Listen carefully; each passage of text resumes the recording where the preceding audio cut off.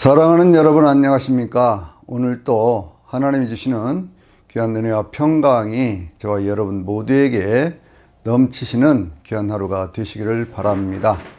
오늘은요, 구약 성경 가운데 아모스서를 중심으로 해서 하나님의 비밀이라는 제목으로 말씀을 드리도록 하겠습니다.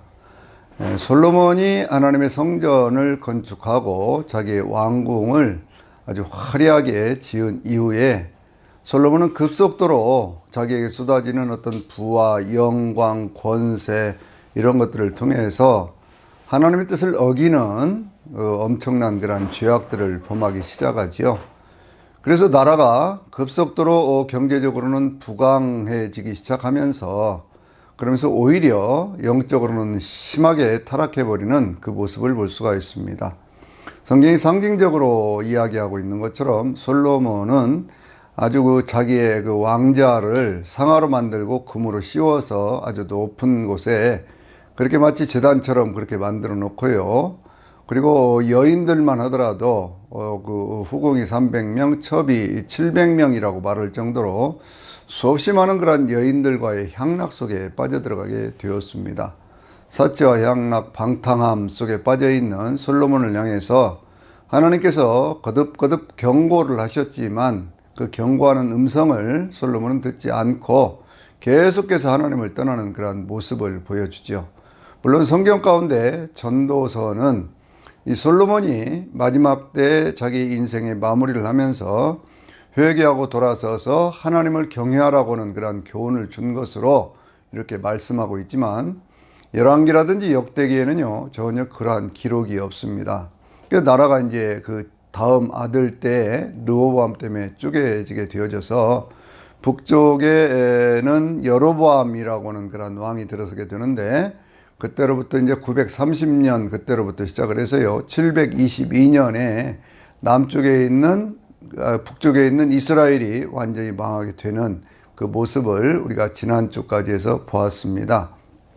나라가 부강해지는 그러한 시절에 오히려 사치와 방탕과 향락으로 빠져들어가는 그러한 모습은 역사 고금 이래로 계속되었던 그러한 일들이고 이것을 성경에서 우리에게 교훈으로 주는 말씀이기 때문에 우리는 그러한 말씀들을 통해서요 오늘 우리에게 주어지는 교훈으로 그렇게 삼고 경계해야 될 줄로 믿습니다.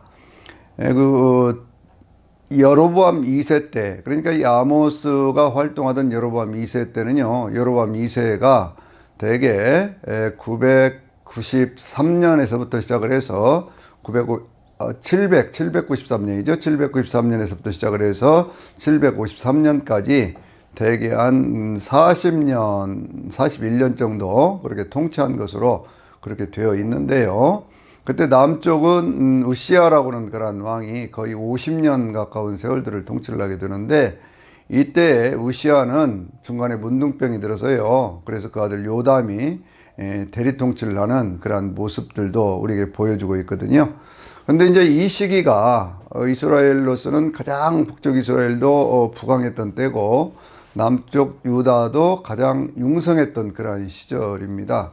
왜 그러냐고 하면요, 남북 왕조를 둘러싸고 있던 여러 나라들 가운데 신흥 강대국으로 떠올랐던 아수르라고는 결국 이스라엘 나라를 북쪽 이스라엘을 멸망시켰던 아수르는요, 그 당시에 각종 내전이라든지 뭐 지진이라든지 이런 것들로 해서 그래갖고 그 나라가 그냥 대외적으로 어떤 침략 전쟁을 벌일 만한 그런 형편이 되지를 못했고요.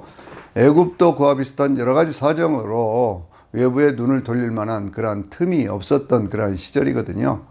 그러다 보니까 이제 북쪽에 있는 이스라엘은 이 다윗 솔로몬 때 가졌던 가장 광대했던 그러한 영토, 그러니까 하맛 어귀에서 아라바까지라고 얘기를 하는데 그것이 어디냐면 아라바는 이 사해거든요. 지중해가 있는 그쪽에서부터 사해가 있는 곳까지 가장 넓은 영토를 차지하게 되는 그 시기가 바로 여로보암 2세 시대고요. 또 남북 왕조에 큰 어떤 전쟁이 없었기 때문에 이 남쪽도 우시아 때, 요담 때 굉장히 경제적으로 융성해지는 그러한 모습들을 볼 수가 있습니다. 겉으로 보면 이게 태평생대고 굉장히 어떤 경제적으로 융성해지던 그러한 시기여서 별다른 어떤 뭐 문제가 없는 것처럼 그렇게 보였는데 그 시기에 가장 이 사람들이 타락해버린 그러한 모습들을 이 아모스 선지자가 말씀하고 있거든요. 그래서 이제 아모스 선지자는 어떤 사람이냐 그러면 아모스라는 이름 자체는 짐을 진 사람이라는 것이 기본적인 뜻인데 그 뜻은 하나님의 말씀을 가진 사람, 하나님의 말씀을 대안해야 될 사명을 가진 사람, 그런 뜻이 있고요. 아모스 선지자는 이 성경에 나오는 문서 예언자들 가운데 가장 먼저 등장하고 있는 그러한 인물입니다. 그러니까 이제 그 문서 예언자라고 얘기를 할 때 북쪽에 있는 이스라엘은 아모스 다음에 호세아가 있고요. 그리고 남쪽 유다 쪽에는 이사야라든지 미가 선지자가 그 뒤를 이어가면서 그렇게 말씀을 전하는 그 모습들을 우리가 볼 수가 있거든요.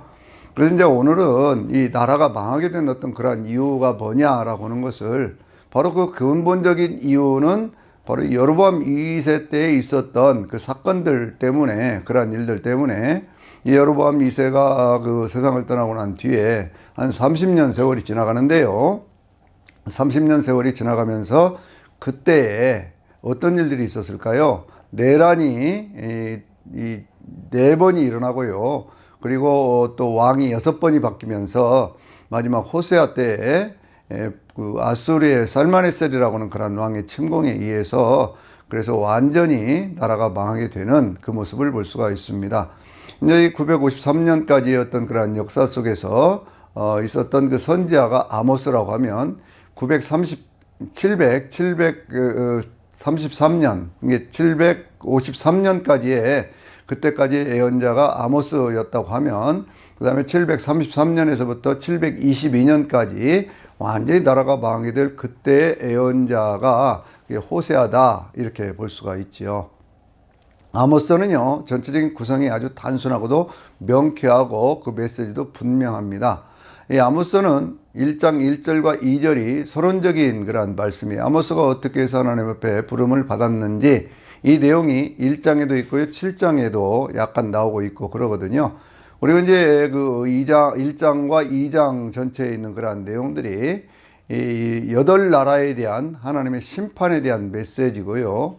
그 다음에 3장에서부터 6장까지 있는 그 말씀이 이스라엘이 지었던 그러한 범죄의 내용들에 대한 고발이 있습니다. 그리고 그 내용들 가운데 이제 7장에서부터 9장 10절까지 있는 말씀은 5가지 환상을 통해서 아모스가 보았던 5가지 환상을 통해서 이스라엘이 멸망해 가는 그런 과정들을 말씀하고 있고요. 9장 11절에서부터 15절까지 해서 다시 이스라엘이 회복될 것에 대한 예언이 그 가운데 담겨져 있는 것을 볼 수가 있어요. 그래서 아모스는요, 이 내용 전체가 아모스 개인의 어떤 그런 예언의 근본을 가지고 있지만 맨 마지막에 11절에서부터 15절까지 있는 말씀은 이것이 문서로 정리가 되기 시작하면서 그러면서 이스라엘이 포로기에서 돌아왔던 그러한 시절에 그 말씀이 덧붙여진 내용이다 라고 하는 것이 성경을 연구하고 있는 학자들의 거의 공통된 그러한 의견입니다. 그래서 그 내용들을요 제가 이렇게 간략간략하게 말씀을 드리면서 아모스를 통해서 주셨던 하나님의 비밀은 무엇인지에 대해서 말씀을 드리도록 하겠습니다. 1장 1절과 2절에 있는 그 말씀을 보면은요, 아모스는 어떤 사람이냐 그러면 예루살렘에서부터 남쪽으로 한 16km쯤 떨어진 드고아라고 하는 곳에서 양떼를 치고 농사를 짓던, 돌무화가 그 농사를 짓던 그러한 농부고 목자였던 사람이거든요. 그러니까 이제 그 사람이 그렇게 이제 농사를 짓고 그렇게 오래 살았던 그러한 사람이에요. 양을 치면서 살았던 그러한 사람인데, 그 아모스에게 962년에 하나님의 말씀이 임하기를 시작을 합니다. 그러니까 이제 그때가 언제냐 그러면 지진 전 2년 전이라고 이렇게 성경이 말씀하고 있으니까요. 지진이 그 전체 나라를 이렇게 휩쓸어 갔던 그런 지진이 언제냐 그러면 그게 760년이거든요. 760년. 그러니까 762년에 이렇게 부름을 받아서 선지자로서 활동을 하던 그 사람이 바로 이 아모스라고 하는 그런 선지자예요. 남쪽 사람인데요. 남쪽 유다의 사람인데 북쪽에 사마리아로 베델로 다니면서 여러 달 동안 하나님의 말씀을 전한 것으로 이렇게 되어 있습니다. 그리고 그 말씀을 전하다가 7장에 보면 아마스라고 하는 그 왕궁의 그 모든 그 제사를 집리하던 아마사라고 하는 그런 사람이 있는데, 이 사람에 의해서 심하게 핍박을 받고, 그리고 나중에 그 아마스의 아들들에 의해서 죽임을 당했다라고 하는 것이 되게 정설로 그렇게 되어 있습니다. 이 하나님 앞에서 부름을 받는다고 하는 것, 그것은 참 여러 가지 어떤 그런 경로로 이렇게 부름을 받게 되는데요. 그런데 이제 가장 중요한 것 가운데 하나는 뭐냐면, 어느 날 하나님이 영이 임하고 하나님의 말씀이 그를 붙잡아서 말씀을 전하지 않으면 안 되는 그런 사명을 갖게 된다라고 하는 것이죠. 아모스도 역시 마찬가지입니다. 남쪽 유다에서 그냥 그렇게 살면 뭐 별 문제 없지 않습니까? 그런데 어느 날 하나님께서, 하나님의 영이 그를 붙들고 하나님의 말씀을 그 입술에 주므로 해서, 그래서 그는 그 말씀을 전하지 않으면 안 되는 그런 사명자로 그렇게 살게 되어진 것입니다. 그래서 이제 지진이 일어나기 2년 전의 어떤 그런 사건이기 때문에 그 지진에 대한 어떤 그런 묘사들도요, 이 아모스에 여러 가지로 그렇게 나오는 것을 볼 수가 있지요. 주변 나라들에 대한 어떤 그런 심판과 더불어서 유다와 이스라엘에 대한 그런 심판의 이유에 대한 것들을 말씀을 하면서 공통된 형식으로 1장과 2장에 쓰고 있는 것은 뭐냐면, 아람의 뭐 서너 가지 죄로 인하여, 서너 가지 죄로 인하여, 서너 가지 죄로 인하여 이렇게 쭉 말씀을 하고 있거든요. 그러니까 첫째는 아람에 대한 그런 심판에 대한 예언이고요. 두 번째는 블레셋이라고 하는, 그러니까 그 이스라엘로 보면은 지중해 쪽에 있는 그러한 나라들, 가자라든지 아스글론이라든지 이런 그 도시들에 대한 그러한 심판의 예언의 말씀을 쭉 전하고 있습니다. 그러고는요, 다시 이제 위로 올라가서 두로와 시돈에 대한 어떤 그 예언의 말씀, 심판에 대한 말씀을 하고요. 다시 아래쪽으로 내려와 가지고 에돔에 대한 심판을 얘기를 하고요. 다시 위쪽으로 올라가 가지고 암몬 자손들에 대한 그 심판, 그리고 모압 자손들에 대한 심판의 말씀들을 쭉 전하고 있습니다. 그러니까 이제 유다와 이스라엘을 둘러싸고 있는 주변국들, 그 나라들에 대한 심판의 말씀을 하고 있어요. 그것은 뭐냐 그러면, 하나님은 모든 역사를 주관하시는 하나님이다 그 말씀이죠. 모든 나라들의 운명까지도 주관하시는 하나님이다 라고 하는 것을 말씀하고 있는 겁니다. 유다에 대한 심판에 대한 말씀을 하면서 유다가 하나님의 말씀을 버렸기 때문에 심판한다 그렇게 말씀을 하고요. 또 이스라엘에 대한 것들은 아주 구체적으로 여러 가지 그러한 심판에 대한 이유들을 말씀을 하고 있는데, 가장 핵심적인 것은 뭐냐 그러면, 이스라엘이 종교 혼합주의에 빠져서 겉으로는 하나님을 섬기는 것 같은데 속으로는 그냥 우상을 섬기고 그 바알을 섬기는 그러한 우상 종교에 빠져 있는 그 모습 때문에 그렇다라고 하는 것이 핵심적인 이유예요. 나라의 어떤 흥망성쇠에 대한 얘기를 할 때 일반 역사하고 성경이 다른 이유는 바로 이것이라고 그랬죠. 나라는 왜 망하느냐? 하나님의 뜻을 어겼기 때문에, 하나님의 말씀을 어겼기 때문에 그래서 나라가 망한다라고 하는 것이죠. 성경을 통해서 우리가 늘 배워야 될 것은 뭐냐면, 오늘 어떤 한 나라든지 혹 개인이든지 누구든지 간에 그 모든 사람들은 하나님 앞에서 라고 하는 그러한 의식이 있어야 우리가 바르게 산다라고 하는 것을 우리에게 말씀하고 있는 것입니다. 3장을 보면요, 3장에 이제 하나님께서 여러 가지로 말씀을 하시는데 가장 유명한 말씀이 3장 7절에 있는 이 말씀이죠. 그것은 뭐냐면, 하나님의 비밀을 하나님께서는 그 예언자들에게 말씀하시고 가르쳐 주기 전에는 그 행하시지 않는다라고 하는 것이거든요. 그러니까 이 말씀을 많은 사람들이 왜곡해서 이야기를 하기를, 어떤 그런 선지자로서라고 제사장으로서 하는 사람들이 자기가 무슨 특별한 계시라도 받은 것처럼, 특별한 것을 받아서 자기만 아는 것처럼 그렇게 하면서 이 말씀들을 인용하고 그것으로 자기를 아주 특별한 사람인 것처럼 그렇게 말하는 경우들이 많습니다. 그런데 이 말씀의 내용은 그런 뜻이 아니죠. 그것은 뭐냐면, 하나님께서 자기의 3장 9절에 거기에 대한 해석과 같은 것들이 있는데, 그것은 하나님께서 예언자들에게 말씀하시면 예언자들이 어찌 예언하지 않겠느냐라고 하는 것이거든요. 그러니까 하나님의 비밀은 뭘까요? 그것은 하나님의 예언의 말씀을 주었다 그런 얘기거든요. 그러니까 하나님의 예언의 말씀을 주니 그 예언의 말씀을 대언해야 된다라고 하는 거예요. 그런데 이 말씀이 어디하고 같이 해서 이해를 하면 가장 쉽게 이해할 수 있냐면요, 요한계시록 10장 7절에 있는 말씀하고 같이 보면 이 말씀을 쉽게 이해할 수가 있습니다. 계시록에는 하나님의 비밀이라고는 그런 단어들이 몇 번 나오고 있는데요. 그 가운데 가장 그 핵심적인 그런 말씀 가운데 하나가 바로 계시록 10장 7절에 있는 말씀이거든요. 그건 뭐냐면 오른발로는 바다를 밟고 왼발로는 땅을 밟은 그 천사가 하늘과 그 가운데 있는 물건들, 땅과 그 가운데 있는 물건들, 바다와 그 가운데 있는 물건들을 창조하신 이를 가리켜서 오른손을 들어 맹세하여 이르되, 하나님께서 그 종 선자들에게 주신 복음에 이런 것 같이 이런 것 같이 일곱 번째 나팔이 불 때 하나님의 비밀이 이루어지리로다 라고 하는 것이거든요. 그러니까 그건 무슨 얘기일까요? 하나님의 심판과 구원에 대한 그 말씀이, 그것이 바로 하나님의 비밀이라고 하는 것이고, 그 비밀은 누구를 통해서 이루어진다는 거예요? 예수님을 통해서 이루어진다. 그래서 사도 바울은요, 늘 하나님의 비밀은 교회 안에 있는 그리스도라 이렇게 표현을 하고 있거든요.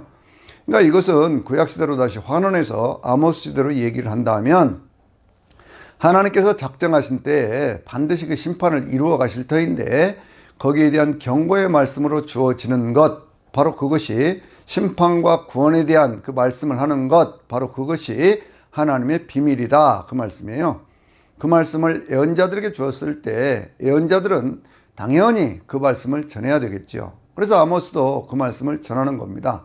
그래서 이제 4장에 있는 그러한 말씀들을 보면요, 이 나라가 얼마나 종교적으로 타락해 가는가라고 하는 것을 보여주는데, 이 사람들이요, 뭐 주일 성수, 오늘날로 말하면 주일 성수도 잘하고, 뭐 11조 생활도 잘하고 다 잘하는데, 그런데 그 사람들이 이 주일이 아닌 다른 날들, 그러니까 안식일이 아닌 다른 날들에는요, 아주 제멋대로 그렇게 사는 거예요. 온갖 타락과 부패와 뭐 그런 속에서 그렇게 살아가는 겁니다. 종교적으로도 타락을 해서 겉으로 볼 때는 하나님을 섬기는 것 같은데 그 속으로는 바알을 섬기는 그런 종교를 가지고 있었거든요. 왜 그러느냐 그러면, 이 사람들이 그 애굽에서부터 나왔지 않습니까?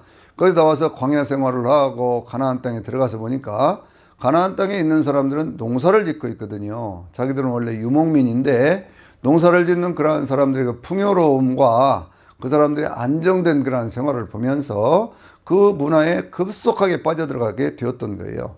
그 당시에 신들, 근동의 신들을 섬기는 그러한 모습을 보면 한 부족신, 한 나라의 신, 뭐 그렇게 섬기던 그러한 신들이거든요. 이제 광야 생활을 이끌어오고 광야에서 자기들을 이렇게 이끌어오신 그 하나님은 광야의 하나님이고, 그리고 이제 가나안 땅에서 그들이 만난 신은 바알 신이다 이렇게 생각하는 거예요. 풍요로움의 신, 뭐 다산의 신, 그것은 바알이다 이렇게 생각을 하게 된 겁니다. 그러니까 겉으로는 하나님을 섬기는 것 같은데 하나님을 섬기는 성전 옆에 바알 신당을 만들어 놓고요. 그리고 여로보암 1세 때 만들었던 단과 베델에 세웠던 금송아지 우상, 그것을 통해서 하나님을 섬기는 것 같은 행위를 하는데 바알을 섬기는 음란한 그러한 행위들을 하는 그 모습들을 우리가 볼 수 있거든요. 그 이제 예언자들이 계속해서 하는 말씀은 뭐냐 그러면, 하나님은 이 천지 모든 만물을 창조하신 하나님이시다 그 말씀이죠. 어둠도 짓고 빛도 지으신 분이 하나님이시다 라고 하는 그러한 말씀이라든지, 여러 나라들의 운명에 대해서 선언하는 말씀이라든지, 이런 것들이 왜 그러느냐 그러면, 하나님이 역사 전체를 주관하시는 하나님이시지 하나님은 어떤 광야의 하나님이 아니다 그 말씀이에요. 여러분, 애굽의 종교라든지 메소포타미아 종교라든지 이런 종교들하고 우리 기독교하고와 결정적으로 다른, 그러니까 이스라엘 백성들이 광야에서 섬기던 하나님과 결정적으로 다른 것이 무엇인 줄 아십니까?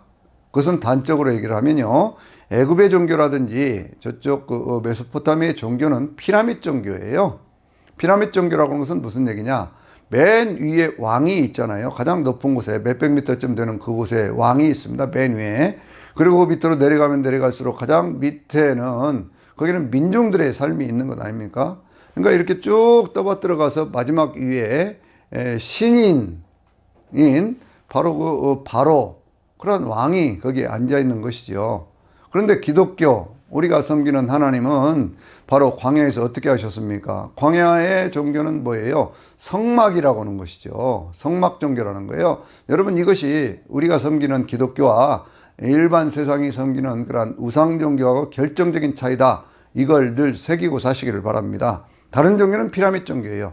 인간이 그 위에 앉아 있고 사단이 그 위에 앉아서 가장 높은 곳에 올라서 하나님과 비기는 자리를 앉으려고 하는 그 모습들을 보여주잖아요. 그러니까 그것이 이사야 14장 14절에도 있는 말씀 보면은요, 사단이 뭐라고 얘기를 합니까? 타락한 루시퍼가 내가 가장 높은 구름에 올라가서 가장 높은 자와 같아지리라, 이렇게 얘기를 하고 있잖아요. 그러니까 피라미드 종교예요. 모든 민중들은 가장 밑에 그렇게 있으면서 그들의 그 고열을 빨아서 자신을 배채우는 그러한 종교가 되는 것이거든요. 그냥 성막은 보십시오. 성막은 광야 한가운데 하나님의 백성들이 지고 있던 천막과 똑같은 그러한 모습 아닙니까? 하나님이 계셨던 지성소는 불과 그것이 그 10규빗이니까 5m. 그 가운데 있는 그러한 그 언약궤는요, 그것이 1.25m 75cm. 그 가운데 하나님의 말씀인 그 십계명이 들어있는 그런 모습으로 그렇게 보여지고 있지 않습니까? 그러니까 하나님은요, 우리 가운데 인간의 모습으로 찾아오신 그 하나님은 하나님의 백성들의 모든 삶을 평등, 자유, 해방이라고 하는 것으로 그렇게 말씀하고 있는 거거든요. 그런데 그런 하나님을 섬기던 이스라엘 백성들 40년이라는 무슨 뜻입니까? 예수님 40일간 그 광야에서 시험을 당하셨잖아요. 사라고는 사방을 얘기하고 있는 것이고 10은 완전수입니다. 그래서 40이라고는 그러한 숫자는요, 하나님이 온전히 하나님의 사람들로 살 수 있게 만들어가는 연단의 시기예요. 그래서 하나님은 이스라엘 백성들 항상 타락하게 되면 다시 광야로 가자라고 하는 광야 신앙을 회복시켜 주려고 하는 그런 모습들을 보여주는 것입니다. 그런데 이스라엘 백성들이 가나안 땅에 들어가서 보니까요, 이제 회막의 시대는 끝났다는 거죠. 성막의 시대는 끝났다는 거죠. 그래서 솔로몬이 성전을 짓고 난 다음에 그 다음에 이스라엘 백성들이 행했던 모든 일들은 바알을 섬기는 쪽으로 넘어가게 되는 거예요. 하나님께서 성전을 짓겠다고 말씀을 했을 때 솔로몬이, 다윗이 그렇게 얘기를 하고 솔로몬이 얘기를 했을 때에도 하나님은 그곳에 하나님의 이름을 두겠다고 말씀을 하셨고, 너희가 이곳을 향해서 기도하면 내가 하늘에서 들으리라, 이렇게 말씀을 하셨잖아요. 그런데 이 이스라엘 백성들은요, 그와 같은 어떤 그 바른 신앙의 자세, 인간의 자유와 해방과 평등을 말씀하시는 하나님을 버리고 오히려 한 인간들을 위한 그러한 종교로 바꾸어 갔다는 겁니다. 쾌락과 향락에 빠져버리는 그러한 모습들을 보여주는 거예요. 종교적으로 그렇게 종교 혼합주의, 바로 그것이 그런 모습들을 보여주고 있는 것이거든요. 정치도 겉으로 보면 안정되었지만 한 임금을, 왕을 위한 그러한 정치가 되니까요, 그것이 얼마나 심하게 부패하고 타락하기 시작을 합니까? 경제적으로는 어땠을까요? 경제적으로는요, 뭐라고 얘기를 하냐면, 경제적으로는 이렇게 얘기를 하고 있습니다. 신발 한 짝 값에 사람들의 목숨을 사고 판다, 그렇게 얘기할 정도로 아주 부익부 빈익빈 현상이 심화가 되어 가지고요, 가난한 사람들은 자기의 있는 땅까지 다 이렇게 팔려서 없어져 버리고, 그리고는 이제 그 시정이 되어 가지고 사람들을 섬기는 그러한 존재가 되는데, 신발 한 짝 갖고 사람들을 사고 파는 그러한 나라가 되어 버렸던 것이거든요.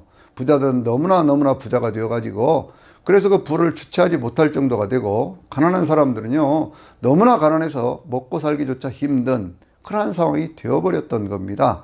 그래서 집들도 보면요, 그 당시에 고고학적인 어떤 그런 증거로 보면 이 집들이 그때부터 오늘 우리로 얘기하면 십몇 층쯤 되는 그런 건물들이 막 들어서기 시작하고요, 그리고 아주 가난한 그러한 초막보다도 못한 그러한 집터들이 그 시대에 발견이 되는 것을 볼 수가 있습니다.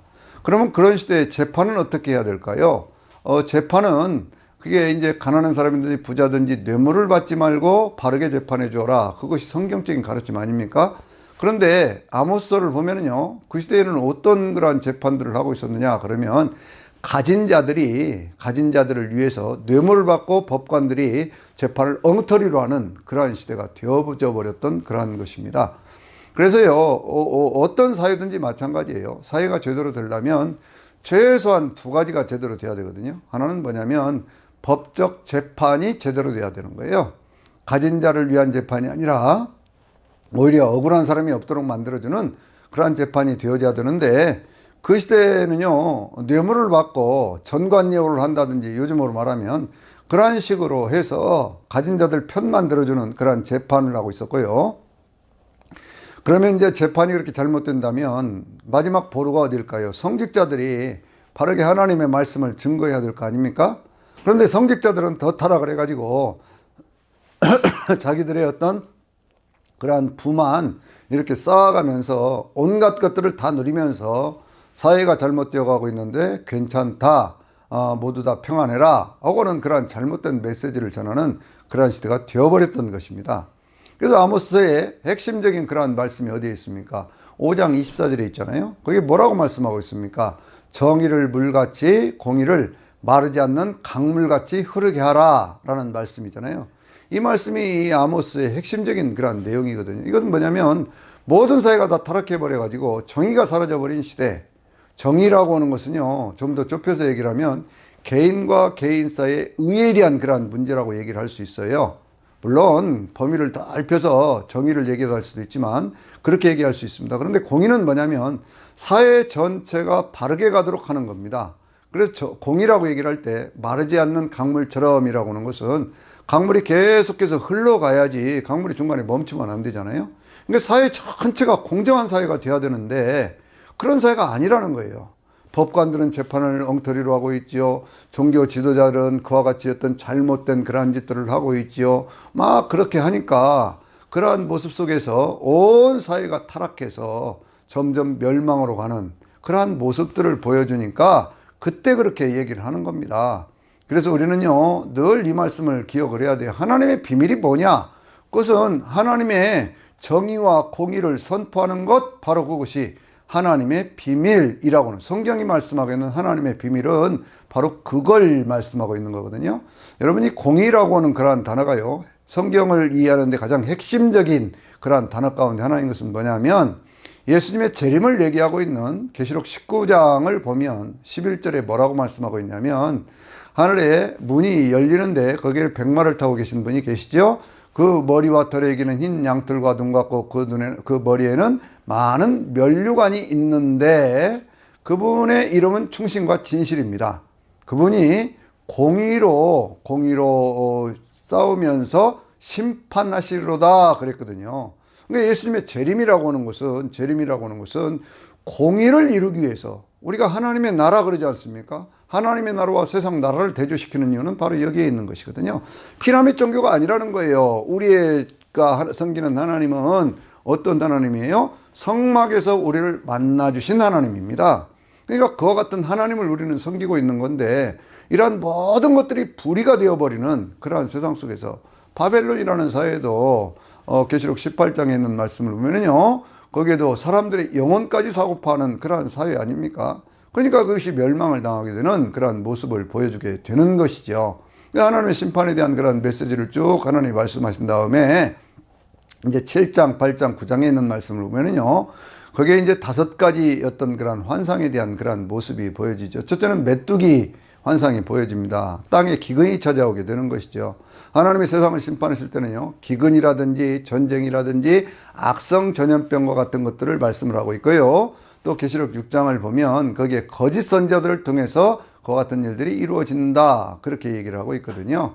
그래서 기근이 찾아오기를 시작을 합니다. 그런데 그때요, 여기 정말 중요한 말씀이 있는데 그것은 뭐냐면 이 아모스가 하나님을 향해서 막 기도를 하기 시작합니다. 하나님, 이렇게 이스라엘이 미약한데, 이렇게 연약한데 이 나라를 이렇게 심판하시면 어떻게 하겠습니까? 그러니까 하나님께서 뜻을 돌이키셨다라고 말씀하고 있어요. 그러한 심판이 왔을 때 정말 하나님 앞에 기도하는 한 종, 하나님의 말씀을 받은 종, 하나님의 그 뜻을 행하는 그 종이 있으면 하나님께서는 그 뜻을 이렇게 돌이켜 주신다 라고 하는 것까지를 우리에게 말씀하고 있는 것이거든요. 두 번째 환상은 뭐냐 그러면 온 땅을 불이 막 뒤덮기 시작을 합니다. 마지막 심판은 불의 심판이라고 그랬죠. 그래서 이제 그 땅에서 바다에서까지 막 그 불이 이렇게 올라오기 시작하거든요. 그걸 보고 또 아모스 선자가 또 하나님 앞에 기도를 합니다. 하나님, 이스라엘이 이렇게 미약한데 이것들을 이렇게 심판하시면 어떻게 하겠습니까? 라고 얘기를 하니까요, 하나님께서 그 뜻을 다시 돌이켜서 그렇게 해가지고요, 그 나라에 대한 심판을 잠깐 멈추시는 그 모습을 볼 수가 있습니다. 하나님 심판이 지연이 되고 있는 거예요. 그러면 이제 이스라엘 백성들이 깨닫고 돌이켜야 될 거 아닙니까? 그런데 그들이 깨닫고 돌이키지를 않습니다. 그러니까 세 번째 환상이 뭐냐 그러면 다림줄 완성이거든요. 하나님이 이제 완전히 심판의식으로 작정을 하신 거예요. 그렇게 하니까 그때는요, 아모스도 기도하지 않습니다. 다림줄 완성이 보여지면서 이 이스라엘이 이게 심판을 받게 되는 그런 모습을 보여주거든요. 그러니까 그런 모습들이 선포되는 그런 말씀을 보면서 이 베델에 있던, 그러니까 왕의 성소라고 그렇게 얘기를 합니다. 그 베델에 있는 그 신전을요, 왕의 성소를 맡았던 그렇게 얘기를 하거든요. 그러니까 이제 그 궁중 하나의 왕만을 위한 그러한 제사장이 되어버린 것이죠. 제사장이 민중들을 향한, 백성들을 향한 그런 것이 아니라 한 왕만 그냥 그렇게 위하는 그러한 제사를 드리고 그냥 바알을 섬기는 그러한 짓들을 하고 그렇게 하니까요. 그때 있던 아마스가 그 이야기를 듣고 견디지를 못합니다. 그래가지고 막 아모스를 향해서 아마스가 저주를 하거든요. 그러면서 너 남쪽에서 와가지고 왜 여기까지 와가지고 그렇게 예언을 하고 있느냐. 너 당장 돌아가서 그렇게 해라. 그렇게 그 남쪽으로 돌아가서 여기 유다에 가서나 예언을 하라 하고 막 저주를 하는 그러한 모습을 보여주거든요. 그러니까 그렇게 얘기를 하니까요. 그 아마사를 향해서 그렇게 예언을 합니다. 왕도 죽을 것이고, 그리고 네 자녀들도 다 죽을 것이고, 네 땅은 다 이렇게 다른 사람들이 나누어 가지게 될 것이고, 그 이스라엘 나라는 완전히 멸망이 될 것이다 라고 하는 그런 말씀을 아모스가 전하는 것을 볼 수가 있어요. 이 8장에 가서 보면요, 이제 완전히 이건 여름과일을 추수하게 되는 그러한 모습을 보여주거든요. 이 여름과일을 추수하는 그러한 모습을 보여주면서 거기에서 아모스에서 또 하나 유명한 말씀이 있죠. 그건 8장 11절에 있는 그러한 말씀에 무엇이 있습니까? 양식이 없어서 먹지 못하는 것 아니고 물이 없어서 가람이 아니라 하나님의 말씀을 듣지 못하는 그러한 그 기근의 때가 있다. 그렇게 말씀하고 있잖아요. 이게 무슨 얘기입니까? 온 세상이 멸망으로 지금 가고 있어요. 부익부 빈익빈이라든지 정치적인 타락이라든지 종교적인 타락이라든지 법체계가 어그러지기 시작하면서 온 세계가 겉으로 볼 때는 화려하고 멋있고 그런 사회 같지만 속이 다 썩어버려 가지고요, 이제 더 이상 어떻게 할 수 없는 그러한 사회가 되어졌는데도 여전히 괜찮다, 모든 것이 다 평안하다, 잘 될 것이다 라고 말하는, 오늘날로 얘기를 하면 번영신학을 이야기하고 있는 그러한 교회의 모습과 똑같은 거예요. 여러분, 이 교회에서요, 정의를 말하지 않으면 세상에 어디에서 정의를 말하겠습니까? 정의는요, 항상 교회에 목회자들이 선포해야 될 중요한 메시지 가운데 하나인 거예요. 물론 교회가 성도들을 향해서 위로하고 평안을 말하고 하는 것은 당연한 일입니다. 그러나 세상이 잘못될 때는요, 잘못되었다고 말할 수 있어야 되는데 바로 그와 같은 기근의 때라고 하는 거예요. 8장 11절에서 말씀하고 있는 거 그것입니다. 하나님의 말씀을 듣지 못한 것이라고 하는 것은 하나님의 정의, 하나님의 공의를 선포하지 않는 그 모습을 얘기하고 있는, 그것이 하나님의 비밀인데, 세상에 대한 하나님의 비밀, 그것이 성취될 때가 됐는데 그것을 말하지 않는 그러한 기갈을 얘기하고 있는 것이거든요. 그래서 그러한 말씀을 하고 난 다음에 마지막으로 있는 그러한 환상에 대한 그러한 말씀이 제단이 무너지는 그 모습을 보여주고 있습니다. 제단이 무너진다는 것은 무엇입니까? 이제 마지막 하나님을 향한 이 제사를 드릴, 이 예배를 드릴 그러한 장소조차 없어져 버린다는 그런 얘기 아닙니까? 이 말씀처럼 북쪽 이스라엘은요, 722년에 아수르의 침략을 받아서 완전히 멸망을 하게 됩니다. 그 전에 한 10년, 그러니까 733년에서부터 거의 한 11년 동안 큰 혼란 속에서 계속 약탈을 당하고 그러다가 마지막 왕이었던 호세아가 그 3년간 옥살이도 하고 또 3년간 사마리아 성이 거기서 이렇게 싸움에 그렇게 뭐라고 그럴까요? 에워싸움을 당하면서, 그러면서 완전히 멸망을 하고 거기에 있는 백성들은 전부 포로로 끌려가고 이민족들이 그 땅에 가서 자리를 잡고 그러면서 북쪽이 사마리아라고는 이름을 갖게 되는 그러한 때가 찾아오게 되어지는 것이거든요. 이스라엘은 그렇게 망했습니다. 이 망하게 되는 그러한 시절에 대한 이야기를요, 하나님께서는 아모스 선지자를 통해서 또 호세아 선지자를 통해서 말씀하고 있는데, 이 호세아서에 대한 그러한 말씀은요, 다음 주에 제가 말씀을 드리도록 할게요. 아모스가 정의를 얘기를 하겠다 하면 이 호세아는 사랑이라고 하는 그러한 측면에서 말씀하라고 있거든요. 그래서 정의와 사랑이라고 하는 것은 성경을 이렇게 쭉 이어가는 두 가지 양대축이다, 이렇게도 볼 수 있죠. 마지막 9장 11절에서부터 15절까지 있는 말씀 보면 하나님께서 이스라엘 백성들을 이렇게 해서 완전히 없애는 것이 아니라 그들이 다시 그 땅에 돌아와서 그것을 회복하게 된다고 하는 것을요, 다윗의 장막을 다시 세우신다는 그러한 말씀, 그 틈을 다 메우신다는 그러한 말씀, 그들이 많은 것들, 곡식들이라든지 그런 것들로 해서 풍성해진다는 그러한 말씀, 또 그들이 다시는 이 땅에서 뽑히지 않을 것이라는 그러한 말씀으로 그들에게 소망을 주시는 것을 볼 수가 있습니다. 성경 말씀은 항상 그렇지요. 항상 하나님의 심판이 있고 하나님의 어떤 그러한 저주가 있는 그러한 세상 속에서도요, 하나님을 그것을 연단의 기간으로 삼아서 그들 가운데 하나님을 향한 신앙이 회복되면 반드시 다시 회복시켜 주시는 그 모습을 볼 수가 있습니다. 아모스의 이 메시지는요, 가장 단순하고서 명쾌하고, 그리고 이 말씀은요, 성경 전체를 관통하고 있는 이 공의라고 하는 그런 주제를 다루고 있습니다. 우리가 하나님의 비밀이 뭐냐 이렇게 부르면 하나님의 정의와 공의가 선포되는 것, 이렇게 말씀할 수 있어야 돼요. 그것이 아모스 3장 7절, 아모스 5장 24절, 아모스 8장 11절을 통해서 하나님이 말씀하시려고 하는, 아모스를 통해서 말씀하시려고 하는 그러한 내용이고, 이 내용들을 통해서 오늘 우리 사회도 이렇게 들여다보고 어떻게 살아야 할 것인가 라고 하는 것을 결정할 수 있는 그러한 믿음의 결단도 있어야 됩니다.